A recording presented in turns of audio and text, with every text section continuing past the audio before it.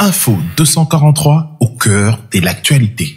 Les forces armées de la République démocratique du Congo ont célébré le 63e anniversaire de l'indépendance de notre pays avec un exercice paracommando de libération d'otages. Cet exercice aéroporté des simulations d'un raid a eu lieu ce 30 juin 2023 au centre d'entraînement des troupes aéroportées au camp adjudant-chef Liao, en présence du vice-ministre Sami Adoubango Aoto de la Défense nationale des anciens combattants et de plusieurs autres officiers généraux. Le chef d'état-major général s'est fait représenter par ses deux adjoints, le général Ichali Gonza Ndoro Jack et le général Kassonga Chibango Léon Richard, en charge respectivement des opérations et du renseignement et de l'administration et de la logistique. L'exercice a consisté au largage d'une section de parachutistes commando derrière les lignes ennemies avec la mission d'infiltration dans la zone occupée par l'ennemi, de libérer une VIP prise en otage et de l'exfiltrer.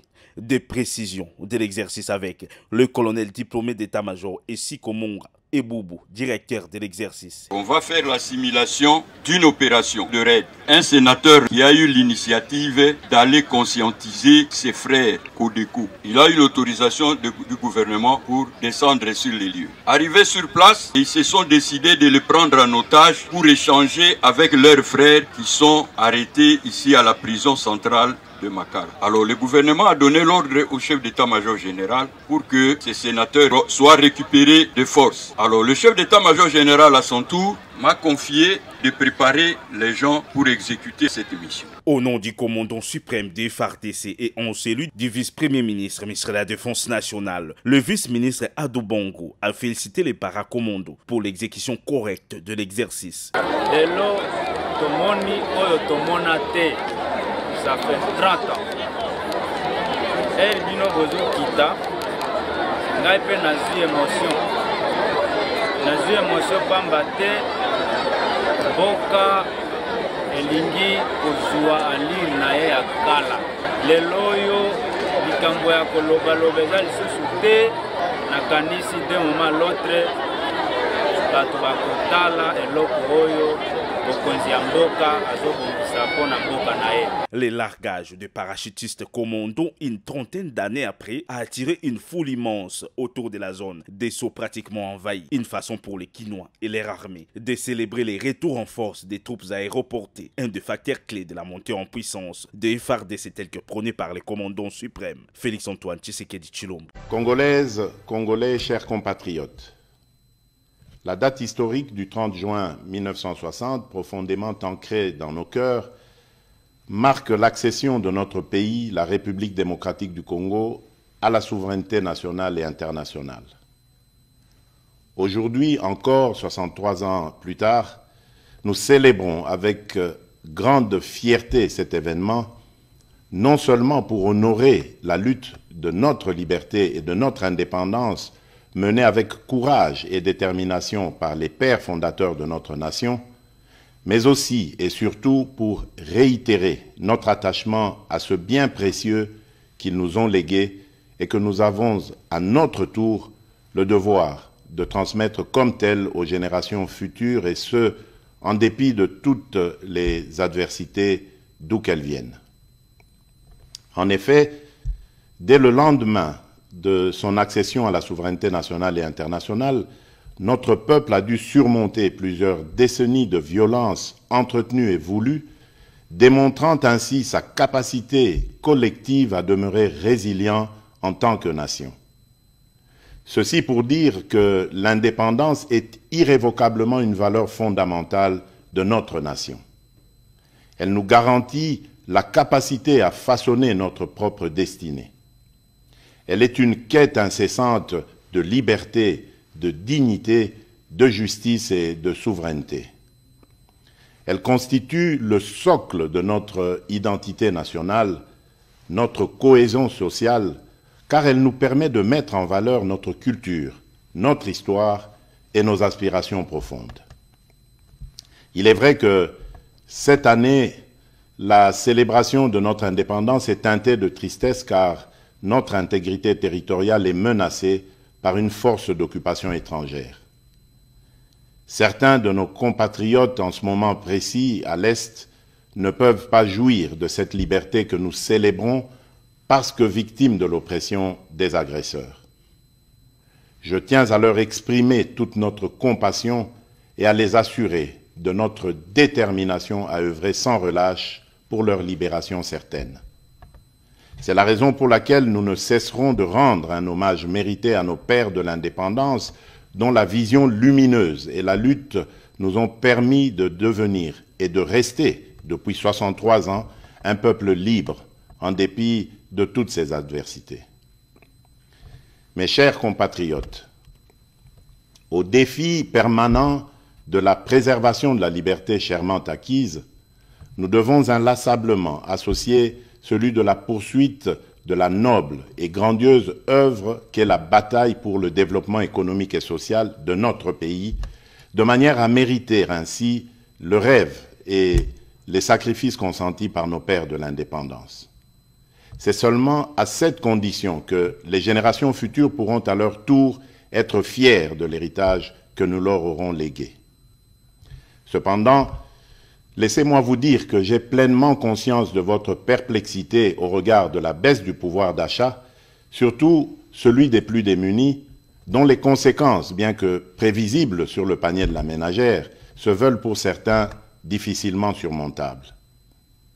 Les performances enregistrées au niveau des recettes intérieures, grâce à une évolution favorable des prix de produits de base et à la numérisation du processus de recouvrement, n'ont pas été suffisamment ressenties à cause du contexte économique mondial et de la situation sécuritaire à l'est de notre pays. En effet, l'enlisement de la guerre en Ukraine, d'une part, a occasionné la hausse des prix mondiaux des commodités et des matières premières, de l'énergie et des produits de première nécessité, entraînant ainsi des pressions inflationnistes dans le pays et même au sein des économies les plus robustes du monde. Et d'autre part, la guerre à l'est du pays a provoqué une augmentation significative du volume des dépenses exceptionnelles dans le domaine de la sécurité en vue de garantir notre intégrité territoriale. Cependant, les perspectives à court et moyen terme demeurent favorables et stables. En effet, les prévisions du Fonds monétaire international pour 2023 sont de l'ordre de 8%, de 7,2% pour 2024 et de 7,5% pour 2025. C'est ainsi que je voudrais vous rassurer que l'amélioration des conditions de vie de mes concitoyens demeure au cœur de mes priorités quotidiennes. J'ai assigné au gouvernement de la République, sous l'autorité du Premier ministre et à la Banque centrale du Congo, la tâche particulière d'accentuer les efforts de stabilisation des paramètres macroéconomiques en vue de limiter au maximum les effets néfastes sur le panier de la ménagère, d'améliorer la gouvernance publique dans ces secteurs et de répondre autant que possible aux aspirations légitimes du plus grand nombre d'entre nous. Mes très chers compatriotes, au choc sus évoqué et que le gouvernement s'est ardemment employé à amortir, se sont ajoutées les menaces persistantes à notre intégrité territoriale et à la sécurité de nos populations et de leurs biens. En effet, le climat d'insécurité qui prévaut dans certains espaces de notre territoire national perturbe fortement la poursuite harmonieuse des ambitions que nous revendiquons collectivement. Comme vous le savez, notre pays fait face depuis de nombreux mois, dans sa partie orientale, à une agression vile et barbare perpétrée par un voisin belliqueux, le Rwanda, au nom d'intérêts obscurs et ignobles. Au regard du danger que court le pays, il vous souviendra que j'avais lancé l'année passée un appel patriotique à notre jeunesse de s'enrôler dans les rangs des forces armées de la République démocratique du Congo et de la police nationale congolaise. Quelques mois après cet appel, nous avons été heureux de voir plusieurs dizaines de milliers de jeunes compatriotes y répondre favorablement. Ceux-ci comptent déjà parmi les renforts à l'effort de guerre livré par nos forces de défense et de sécurité, et nombreux se pressent chaque jour davantage auprès des centres de recrutement prévus à cet effet. À cette occasion, je salue la bravoure de notre peuple qui, meurtri dans sa chair, ne se résigne pas pour autant et ne cesse de défendre avec une énergie inouïe l'intégrité de notre territoire. Je salue également les forces de défense et de sécurité qui s'emploient sans ménagement à mettre l'ennemi hors d'état de nuire en vue de permettre un retour rapide de la paix et de la stabilité indispensable pour notre développement. Soyez convaincus que ce combat que nous livrons au quotidien pour sauvegarder notre souveraineté et notre intégrité, nous le poursuivrons sans désemparer jusqu'à la victoire finale. Telle est et sera notre mission. Maintenant que se confirme la montée en puissance de nos forces de défense et de sécurité, j'encourage une fois de plus le gouvernement de la République de continuer à maintenir cet effort pour que toute aventure belliqueuse sur la terre de nos ancêtres soit suicidaire pour quiconque la tenterait. C'est ici l'occasion d'exprimer notre entière solidarité à toutes nos sœurs et à tous nos frères des territoires occupés par les terroristes du M23, lesquels frères et sœurs vivent présentement dans des conditions d'extrême précarité et dont la situation humanitaire n'a cessé de se dégrader à cause de leur éloignement forcé de leur milieu d'origine et des exactions subies. Je tiens à les rassurer que les nouvelles mesures arrêtées par le gouvernement, en plus de celles déjà prises sur le plan social, dans le sens de soulager un tant soit peu leur situation, sont en voie d'être mises en œuvre.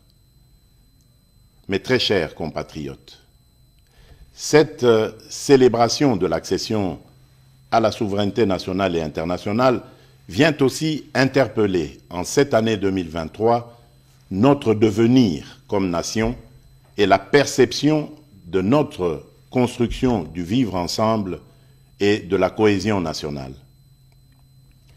Elle est l'occasion pour nous de renouveler le chantier de l'unité nationale, de construire une société républicaine plus juste, solidaire et vivable pour toutes les composantes sociologiques et linguistiques, quelles qu'elles soient. Le défi pour notre pays étant le dépassement des frontières ethniques, culturelles et linguistiques. Cela étant dit, je dénonce toute velléité tendant à opposer différentes communautés congolaises entre elles. Nous sommes un pays diversifié avec différentes cultures et langues. C'est en cela que réside tout le mystère de notre richesse en tant que peuple parmi tant d'autres sur cette planète. Nous devons célébrer cette diversité tout en travaillant ensemble pour l'atteinte de cet objectif commun qui est celui d'avancer notre pays dans l'unité et la cohésion nationale. Mes très chers compatriotes, l'année 2023 est aussi l'année des élections présidentielles, législatives, nationales et provinciales, mais aussi, pour la première fois, celle des élections locales. Ainsi, en dépit des différentes contraintes, j'invite instamment la CENI, comme je m'y suis engagé devant la nation, à poursuivre courageusement et sans relâche les efforts en cours en vue du respect des délais constitutionnels dans l'organisation rigoureuse des différents scrutins conformément aux standards internationaux. Au regard de l'évolution à ce jour des opérations électorales effectuées sur l'ensemble du pays, je félicite la CENI pour cette première partie du travail abattu dans le respect de sa feuille de route. De même, je rappelle au gouvernement de la République de continuer à faire sa part, notamment en prenant toutes les mesures nécessaires pour mettre les moyens financiers à la disposition de la CENI en vue de la tenue des élections transparentes et crédibles dans le respect des délais constitutionnels. En effet, ces élections donneront l'occasion aux vrais dépositaires de la légitimité populaire, c'est-à-dire le peuple congolais, de choisir librement celles et ceux qui seront appelés à assumer, pendant une période, la noble charge de la conduite des affaires de la nation au plan national ou local, dans l'intérêt général. Je vous invite donc à aller vers les prochaines élections dans un climat apaisé et serein, en maintenant sans relâche la cohabitation harmonieuse qui nous a toujours caractérisés et qui fait réellement la force de notre nation. Nous devons absolument, pour cela, préserver dans notre beau pays l'unité, la cohésion sociale et la stabilité, nonobstant nos convictions et nos choix qui peuvent, bien entendu, être divergents. En ma qualité de garant de l'unité nationale et de la stabilité de notre pays, je continuerai à jouer pleinement mon rôle pour assurer ce climat de paix qui doit mener le pays sur la voie du développement durable. Mes chers compatriotes, en ce jour mémorable, le défi majeur reste celui d'associer les couches les plus démunies de notre population dans cette orbite du développement, gage d'une véritable indépendance. C'est le rôle assigné au programme de développement local des 145 territoires, le PDL 145T en sigle.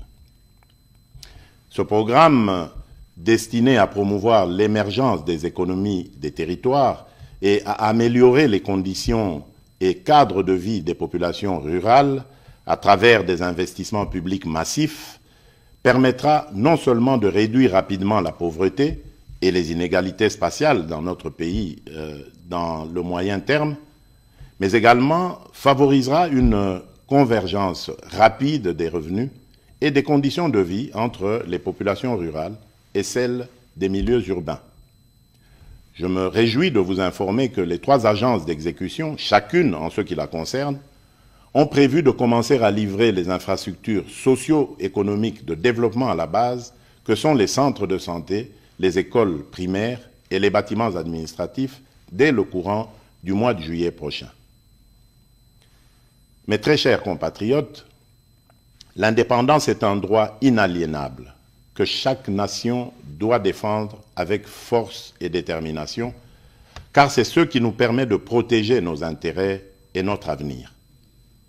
C'est ainsi que, pour terminer, j'en appelle à la mobilisation générale de nos énergies et de nos intelligences, pour continuer à bâtir ensemble notre cher et beau pays, à préserver l'unité et la cohésion nationale, à protéger notre intégrité territoriale. Que Dieu bénisse la République démocratique du Congo et son peuple. Joyeuse fête de l'indépendance à toutes et à tous. Je vous remercie. Info 243 au cœur de l'actualité.